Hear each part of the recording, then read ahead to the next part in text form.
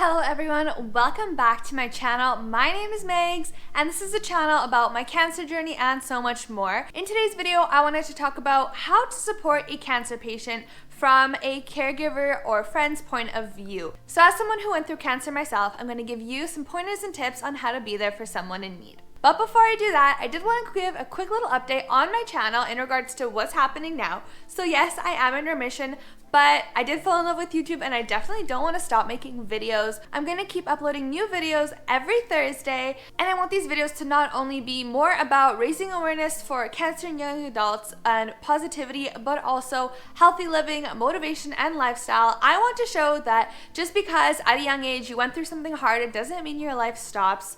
In 2019, I was diagnosed, fought, and beat stage 4 cancer, and I continue to live a wonderful and positive life. It hasn't stopped me from achieving my goals and going for what I want in life, and I just want to be able to share that with others, to inspire others to see that just because life threw you some difficult challenges does not mean that it's going to stop you from achieving what you want. Alrighty, now let's get back to the video. So how do you support someone going through cancer? Well, just like the patient who is diagnosed with cancer, those who are the support system, family, and friends, they also have no idea what to do, and you are not to blame for that at all. It is just as confusing and scary for you as it is for the person themselves who's going through the disease.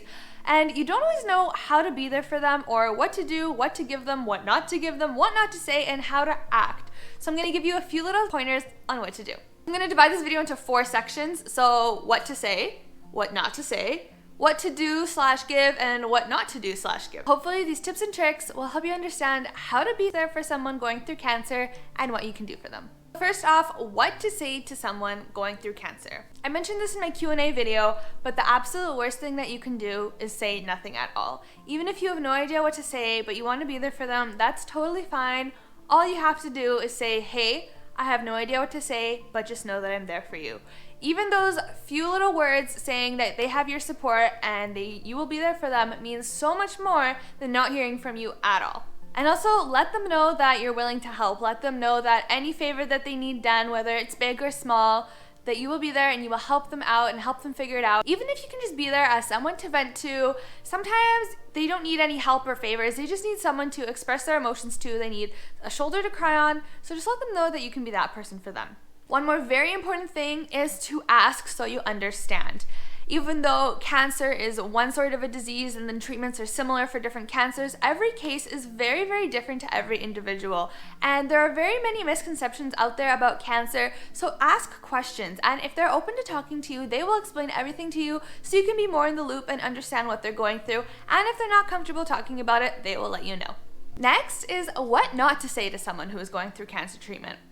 Well, this is kind of a given, and I did also mention this in my Q&A video. Don't tell them that you know someone who died from cancer. We're all aware cancer takes very many lives each year, and it is a very sad factor, but for someone who's already scared enough and who's already fighting for their life, hearing that you know somebody who died from a similar or just from cancer in general really is heartbreaking even more, and just makes you more scared, because death is such a possibility for anyone undergoing treatment. It's such a guessing game. You don't know whether your treatment's working, whether it's not, or one day you're gonna wake up and be more sick than the previous day. So try your best to keep it positive. And I understand people are trying to relate by saying, hey, I knew someone who went through this, but maybe leave out the death part. The next thing, what not to say around a cancer person, is don't pity them. Don't tell them that you feel bad for them, or, oh, their life is hard and sucks. Yeah, well, the person's aware that their life is hard and it sucks. Don't pity them, and the worst thing that you can do is look at them like they're sick. For me, that was like a huge factor for who I kept around during my cancer treatment and who I didn't. It was the way people looked at me and acted around me. And I really appreciate my friends, because the people that I kept close to me, my boyfriend, my close group of friends, they were so good. They never ever looked at me like I was sick. Whew. They never ever looked at me like I was sick, and they just treated me like I was the same old me. And that was so amazing. When I was out with my friends, you know, they would ask, hey, how are you doing? How are you feeling? Or how are your treatments going? But they would never, you know, look at me like I was the sick person. They still treated me like I was me. They still treated me like I was a human, and that made me feel so much better. You know, it's nice to just for a few hours forget that you're sick. So please don't pity the person who's going through treatment. Please don't keep them out of the loop. they still want to live life just as much as you do, and even if they can't go to certain things or attend certain events or activities, don't keep them out of the loop. Unless they explicitly tell you, please don't talk about it, I don't want to know. Otherwise, they want to know what's going on. They want to keep in touch with their life and their social activities and social groups, and they want to know because they genuinely miss it. So don't keep them out of the loop. Don't, purposely not talk about certain things around them because they just want to feel normal. Section number 3 of my video is what to give/do for someone who is going through cancer. Someone who's been diagnosed, and whether they're really close to you or they're someone that you just know, but you want to be there for them, you want to support them, but you don't know what to do, how you can help them, what to give them. Well, here are a few things you can do. So if the person going through the disease is somebody who is close to you, you can offer your services to them, whether that be to offer rides to and from appointments or just around, whether that be to offer to run errands for them, to do groceries for them, pick up their prescriptions from the pharmacy, anything that'll help them out a little bit, help them clean their house, just small little things that they still need to do in their everyday life but may be too sick to do.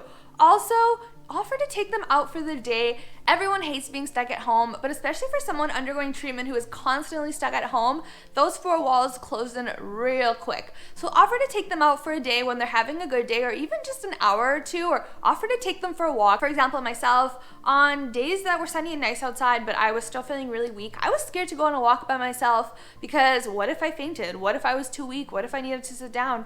So I often didn't go for walks until Alex got home or until someone I knew came over so I could go with them. So even something that small can really help them a lot. However, this is something that you do have to tread lightly on, because another thing is don't overdo it. Sometimes you can offer, but if they say no, just let it be. People hate feeling helpless, especially cancer patients. They already feel like they're the odd one out, they're the elephant in the room, and they hate feeling helpless, like I said. So if they say no, just leave it be. Another kind gesture that you can do is bring over dinner, especially on days where you know that they've been at the hospital all day or they've had treatment.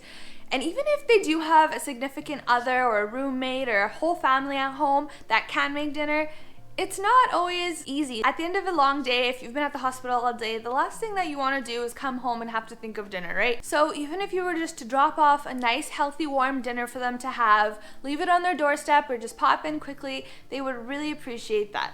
And something else that is really important is if the patient has children or a family, you can bring something along for them as well. In most cases, the children are probably confused and scared, or depending on their age, might not be completely aware of what's going on. So if you drop off a little gift for them, or even offer to take their kids out somewhere for the day to let their kids forget about what's going on, that would also be a very kind gesture as well. And as far as gifts go, I know that an automatic thing is to send a care basket, send a gift basket, or you just want to get them something to let them know that you're thinking of them, but you're not quite too sure what. Well, as much as gift baskets are really appreciated, sometimes everything in a gift basket is not very much useful for someone going through treatment.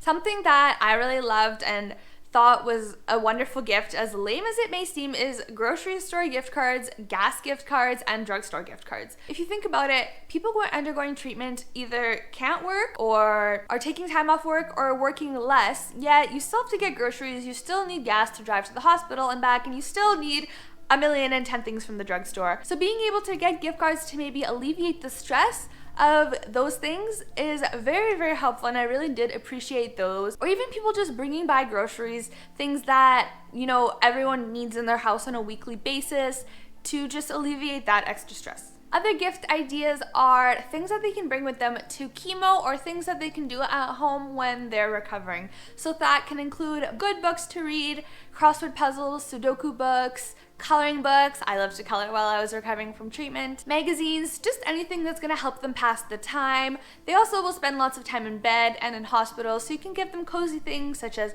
fuzzy socks, warm toques, maybe a nice fuzzy robe, fuzzy blankets, something that'll help keep them nice and cozy and remind them of home. And during treatment, patients often experience side effects such as dry skin and lips. You can also buy them organic lip balms and organic lotions, or like organic body washes and bubble baths, things like that to help them with their self-care. And of course, last but not least, you can do care packages. So either a bunch of those things in a little basket, maybe some treats, some gift cards, maybe a card with well wishes, and you can send them something like a chemo kit, which I've done a full video about. I will link it down in the description box. It's a little care kit that you can send in the mail, so even if they're not close to you, or even if you don't want to see them or can't see them personally, you can send them this in the mail and it'll surely make their day. And the last section of today's video is what not to give someone with cancer. So first one, it might not be obvious, but fresh flowers. Yes, it's kind of like a thing to give flowers for different occasions, but for someone who's undergoing treatment, flowers is a very bad idea. This is because flowers can carry different bacteria and insects that to a healthy human are no threat at all, but to somebody who's undergoing treatment and has a very weakened immune system, this can be pretty dangerous. So I'd suggest to avoid giving fresh flowers. Next is if you're bringing over dinner or groceries, avoid harsh smelling foods. People who are undergoing chemo and sometimes radiation often get very nauseous, and oftentimes it's associated to smells. So if you're trying to bring over groceries or make dinner or food, make sure it's a little bit more on the bland side and doesn't really have a strong odor to it. That way there's less chances of it making the person nauseous. And the last thing not to do for someone who is undergoing treatment or who has cancer is to invite yourself in. So if you're dropping something off or popping by to say hi, if you planned it in advance and it's fine, then that's something else. But if you're surprising them with a visit, yes, they'll probably invite you in just to be nice, but don't overstay your welcome. For someone who is recovering or feeling sick, the last thing they need is to entertain someone, and they probably feel bad that they can't offer you food or that their house hasn't been cleaned because they haven't felt up to it. So if you're popping by for a surprise visit, just understand your boundaries of, okay, this is going to be quick, I'll come in maybe for a cup of tea, but don't overstay your welcome, because chances are they probably don't feel too good and they probably just want to rest. Alrighty, and that is all for today's video. So I hope I helped you guys out a little bit with what to do, what not to do for someone undergoing treatment, a few gift ideas or a few ideas that you can do to help them out during this tough time in their lives. So thank you so much for watching and for continuing to support me.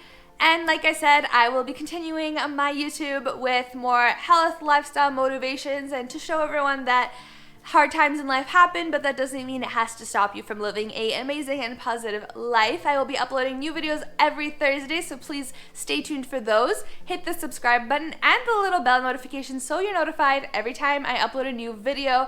But for now, that is all. Thank you so much for watching. Know yourself, know your body, and until next time.